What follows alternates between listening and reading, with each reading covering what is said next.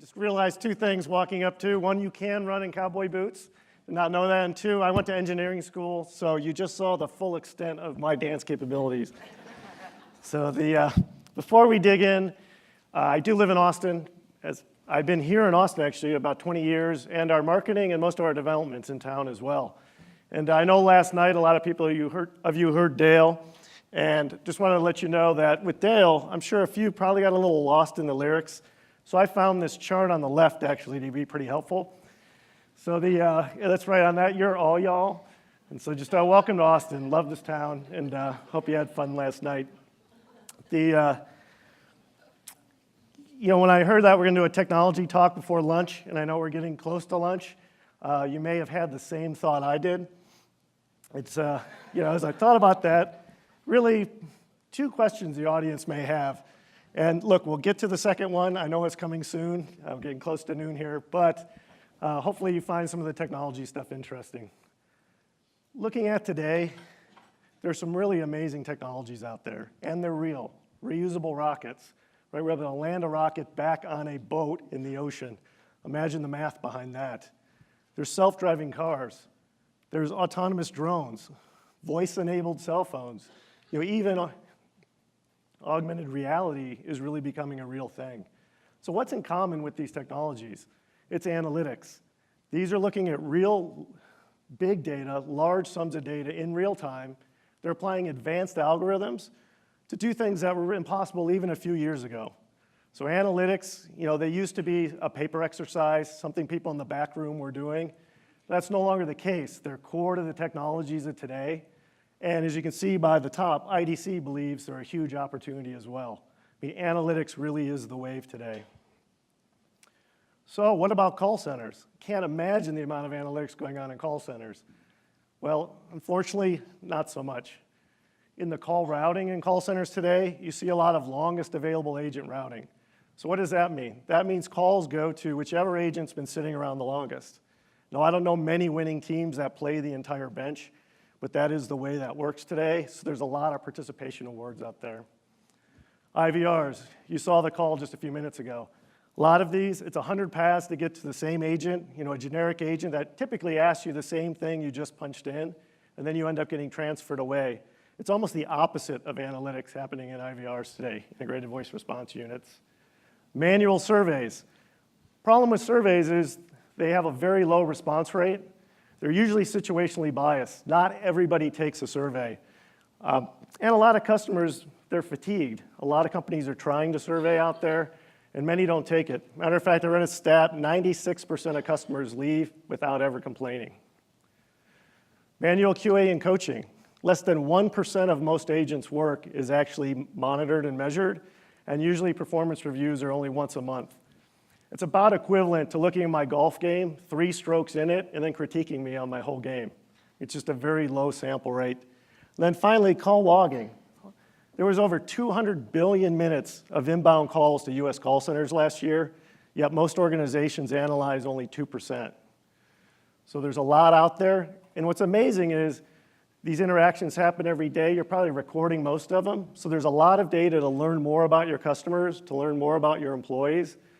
And the data may even be there. Analytics is really the key to get into those insights. So with analytics, I truly do believe the future is bright, especially in the call center space. So there's 6 important technologies, especially analytic technologies, that at Mattersight we look at and do think that they really have the ability to make call centers great again, to really add a lot of value there. First one, we spent a lot of time on data-driven routing. We've talked about it. Mattersight's one of the pioneers here. And we've done a lot of personality matching, personality pairing, as Kelly mentioned. That alone has been driving a lot of significant value. And it intuitively makes sense as well. I actually read a survey recently, and they said that people over 65 prefer more slow-paced customer service calls. People between 18 and 24 typically want more time and attention. And most people over 55 want a US-based agent.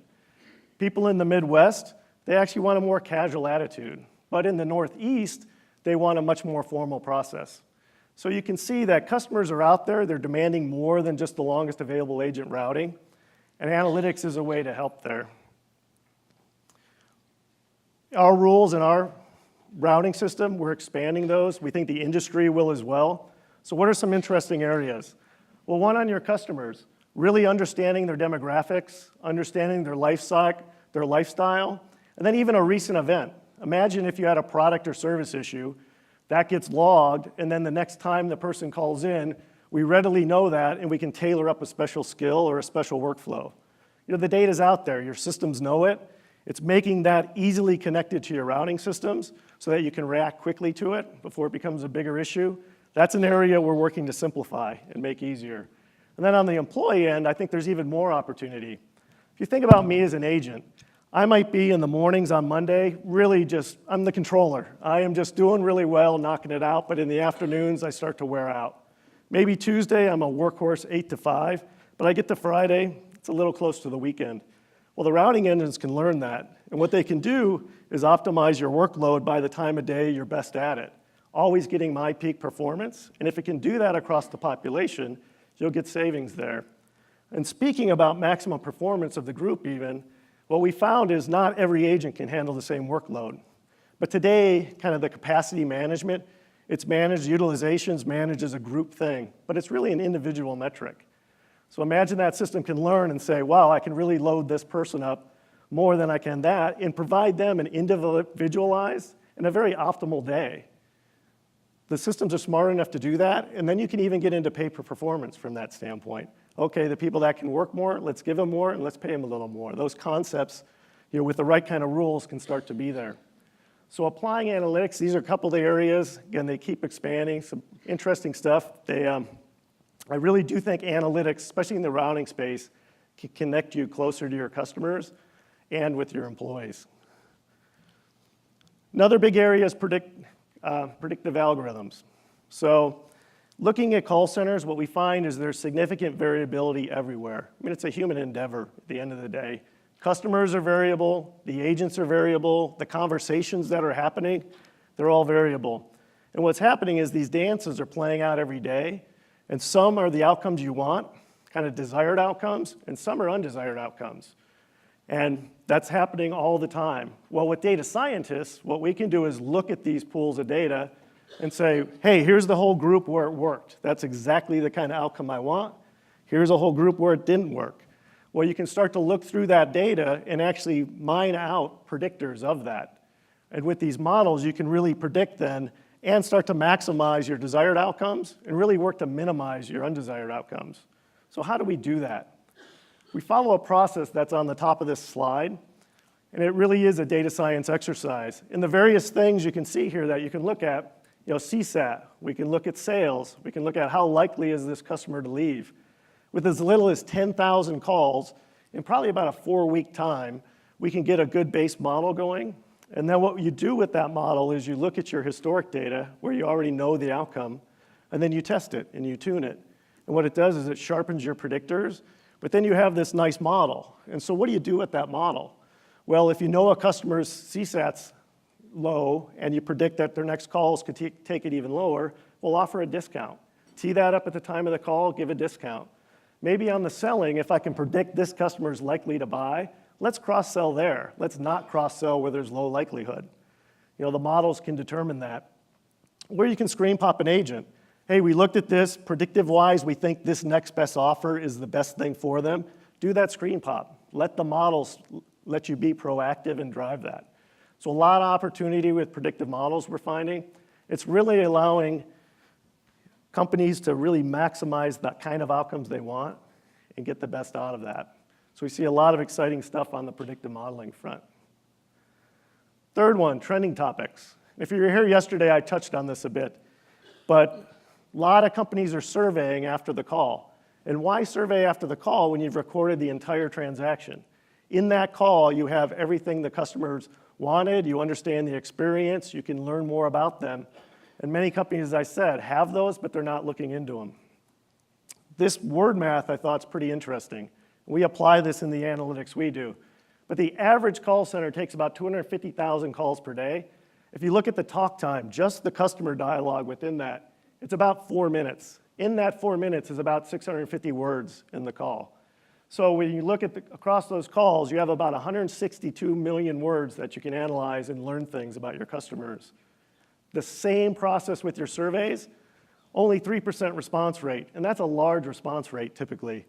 That's about 9,000 if you were to survey all these calls. There's about 208 words in each of those surveys, which is a data set of about 187,000 words. So on any given day, you can mine 162 million to learn your customers or 187,000. It's pretty obvious from this that there's a lot to learn in calls. So what do we do in those calls? Well, we start to analyze for trends. Trending topics is a big area we've been looking at. So in those dialogues, what things are customers asking about that have an unexpected prevalence? Wow, we didn't know that, but we've learned that from this data set. Or a critical spike. Maybe that wasn't an important topic before, it is now. Or what's been escalating? You know, we've heard some noise about that, but wow, percentage-wise, it's way higher than we thought. What you can do is trigger up workflows, or you can handle these in different ways. You know, send out some education to the client, but there's ways to react to that. But kind of a more higher value area we've really been looking at recently is winning behaviors. So if you think about your agents, you look at them and guess what? Some agents are selling more, some are collecting more revenue, some, they just don't create much distress. So what is that? Can I learn things about that in these phone calls? And we can. When you start to dig in, you know, a lot of the calls scripted. So which of the scripts are working, which aren't working, right? We can look at those, find the calls you're winning at, and say, wow, those scripts are really hitting. Up those. These scripts we never see any real impact from. Let's adjust those. And so you really can start to tailor. And even in a selling, you can look at selling and say, when's the right time to probe for information? Are your agents waiting to build enough rapport before they try to make a sale? So what kind of dialogues are good rapport building? When's the right time to probe for information? And when's the right time to make the offer? Should you make it early? Should you make it late? Those are all things in the winning behaviors we can mine out of these calls and then use that to train other agents. So with this, you know, another big benefit in this area with trending topics is you can react as soon as it happens. You listen every day, you start to find these trends, you have time to react. Otherwise, you have to wait over a longer period of time and they may escalate into bigger issues. So we're really finding trending topics is a really useful way to find more things in these calls. Another one, gamification. And Jason actually talked a little bit about this yesterday. You know, a few stats I've read. One is 30% of the US gamers are over 35. And they're actually the largest population of mobile gamers. So it's not just the young people playing games. You know, it is a broader age range. And two, engaged employees are 87% less likely to leave the organization than the unengaged. And then third, and this is my stat, but generally employee training sucks. It's boring, it's, you know, not much structured.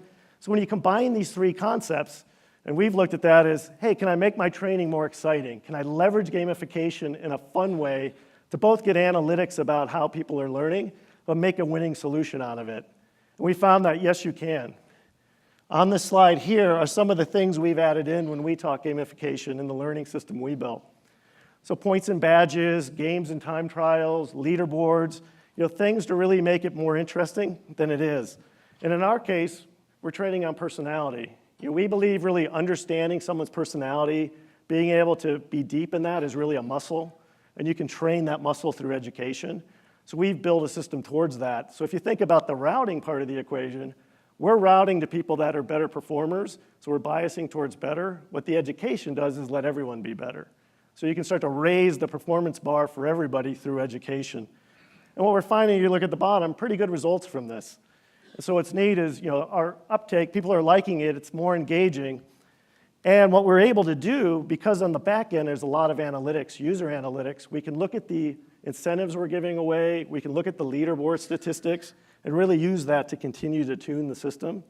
So I do think gamification in small doses, kind of in the proper doses in your education systems, can provide a lot of value. So I would have you think about gamification in your areas. Emotional bots. I don't think we're ready for robots fully everywhere now, but artificial intelligence is here and voice is here. So, and artificial intelligence with voice. So I don't see full robotics yet, but do see bots. And people are doing some pretty interesting things. But before I get into that, what they're doing, There's interesting stats I read. So most people can talk about 150 words a minute, but you can only type 40 words a minute. And what's neat about voice technologies is they can also understand context. So when I'm thinking about what your intent is, I can interpret intent a lot more through your words than I can through how you type. And Elon Musk, which you probably know from Tesla, from SpaceX, he's even highlighted that one of the important things for technology to solve is to provide a high bandwidth between the brain and your digital self. If you think about it, more and more digital every day, typing is a slow way to make that work. What's neat about voice is it is one way to build this higher bandwidth, if you will, and I think it's very effective. There's some really interesting things. I've laid some out here in a fairly short time frame. In Amazon, kind of the big players, Amazon, Apple, Google, they all have voice engines that are fairly recent but are highly accurate. So you can start to do some pretty interesting things. One hotel in Japan went a little far. They have everyone that works in the hotel as a robot. The front desk, the butler, that's probably a little on the cutting edge. But Facebook's even jumped in, and there's some pretty interesting shopping bots that they've created. So people are out there, they're doing that. I don't think we're ready to replace call center agents yet, but people are seeing a lot of value. Kind of at Mattersight, what we're looking at is these bots, in our view, they're a little too precise, too efficient. They're kind of just the facts. A lot of people are pulling data and they're running through the facts. They don't have enough personality. So what we're looking at in our labs is adding more personality, really getting that bot to understand your personality and then adjust the dialogue to that. And so I think these bots will soften, and that's part of the work we're doing in the lab towards that. But again, I wouldn't replace the agents yet, but there is quite a bit of interesting things out there. And finally, biometrics. This is another area we're looking at, and I read another stat. So 82 million people are going to be wearing bands, some kind of wearable technology by 2018, so not very far off. And what do these do? Well, they track heart rate, they track skin temperature, they track your activity, kind of the intensity of that activity. So we looked at it and said, well, what if we give those to call center agents? It's a stressful job. We know it's a stressful job. Wouldn't it be neat if through those biometrics of the agent, I can start to find when's an appropriate time for a break? Wow, we're starting to see that you've hit that. Or maybe, hey, you need a helping hand now. You can step in, help out, or just, hey, well, let's give you a few less calls today because we can tell things are stressful. You could really start to learn this from that data. I don't have anything conclusive yet, but what we are doing is taking that data from the biometrics, looking at it call center calls and saying, all right, where is the distress occurring in the call? Are there predictors I can find there? Are there large gaps in the dialogue? Are there predictors in there? So similar to the way we do predictive models, you can do that with the biometric data. And we look to have some really interesting results there. But I do think that, who even knows? Maybe analytics can make your agents more healthy. So a lot of potential there.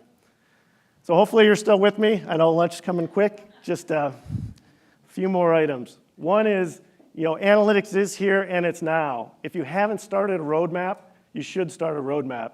Here's a few suggestions of the benefit areas from the technology that I talked about today. The way we think about it, and what you should do, is look at the business value of each one of these and then start to weigh it on that. And I think what you'll find is similar to that technology that we started with, it can unlock some things that you never thought you could unlock. I mean, the benefits of analytics are amazing. So I think it can free up some value in there, and you can use that value to then do the next analytic initiative. But I would build that roadmap and work towards that. And then one other thing I really want to hit a bit is keep the business involved. Beware of IT just from an analytics space. I'm an IT professional. I really like IT, but if you drive analytics just through the IT group, there's quite a few pitfalls. Number one on your ACDs. ACDs do not have data. They have buckets of agents and they have scripts. And you can't script your way to complex analytics. There's entire R modeling languages. There's lots of things, and the ACD lacks that. If you look at IVRs, they tried that, and they failed. I mean, most IVRs are too complex. They can't be maintained. So augment your ACD with external data and external analytics. That's the best way, technically, to start to pull off advanced data-driven routing. On the bots, as I talked about, a little early, I think, to unleash them fully on the customer experience. But I do think you can start to augment agents with them. And one other area to really even prep for artificial intelligence is you need a good data source that artificial intelligence is reading from. So start to look at your knowledge management systems and say, how do I pull that data together so that I have it ready? And maybe you augment your agents with some AI search capabilities. And then as they soften and as these bots mature, maybe there are some functions you can automate with. So definitely look into that. Dry data lake. Quite often I hear IT say, wait, do not do analytics yet. We're building a data lake. When our data lake's done, we'll be ready. Actually, a lot of places, if you think about it, your data is growing exponentially. You're never going to collect it all. And the more you start to collect, the more you're going to find. And so, my view on this one is start slow and grow. Start now, pick a few elements. You can't act on all the data even if you had it all in the lake. So pick a few, write some rules about those, and then start to act on those. And then grow with your data. And if you wait too long on this, it keeps growing and growing, so the water just gets deeper. So again, I think a good time is start slow and grow. Noise, trending topics. So if you just start to trend for topics and trend for everything out there, and I'll see that. Well, let's trend our emails, let's trend our chats and our calls, and let's just build this giant trending. Well, if you start alerting on all that, it's going to be noise. It's a bit of you only have so much bandwidth to even act on some of these trends. I think a different way is to think as a business, what if I did find a topic? What would those important topics be, and what would my workflows be to enable those? Okay, let's pick a few and start to work on those. So again, this is one, don't over-alert early, just start simple, pick a few, and then grow with it. Boredom on the training. So gamification, I do love it, we're getting great results, but it can be too much of a good thing. If you put in all the gamification concepts, the systems can get really complex. If you do too little, it's the same old boring training. So really looking at gamification from a business end, understanding what you're trying to achieve, what types of topics are you trying to train on, I think that's a good step there. And you get that right balance, you can give good results. And as I mentioned too, there's analytics behind that training, so even if you don't guess it perfect, you can start to tune it because you have the math within it to do that. So gamification, again, a really good concept. And then finally, on the biometrics, sticking bans on everyone. You definitely don't want IT to drive that. I don't think we want to just start sticking bans on agents. So there's a lot of privacy and security to work through on that. But I do think biometrics is a pretty interesting data source. And again, they're growing, so I do think that'll be one to watch. So finally, I want to leave you with 4 ideas, kind of 4 around analytics. One is be big with your data, collect everything. Your calls, your chats, your emails, your social media, it all has insights. Don't have to dig through it all right away, but start to collect it. It's out there, and you can learn a lot about both your customers and your employees from it. 2, be bold with analytics. And what I mean with that is those insights are there, and you really have to start building an analytics culture. Quite a few places we go, you can tell there's not an analytic culture, and part of that is you're in meetings and people say, well, there's a lot of this, or we're seeing frequently that. They're using these abstract terms instead of, wow, 12% of our people have issues here, 8% need to deal with that. When you start speaking in percentages, you start speaking from analytics. And so I think it is important to build an analytics culture within your business because the technology's here and people are leveraging it, and it will be a competitive advantage. 3rd, keep the business in the driver's seat. As I said, there's a lot of pitfalls leading it all from IT, but I think that's important, and lead with the benefits-focused prioritization. Like I said, lay a roadmap out, work towards that roadmap. I think you'll have a lot of success. So if you're not on the journey yet towards analytics, just wanted to highlight that we believe they're here, do have a lot of value, and I think you should start your journey. So that's what I have right here. Hopefully you found that interesting. Tried to keep it short for lunch.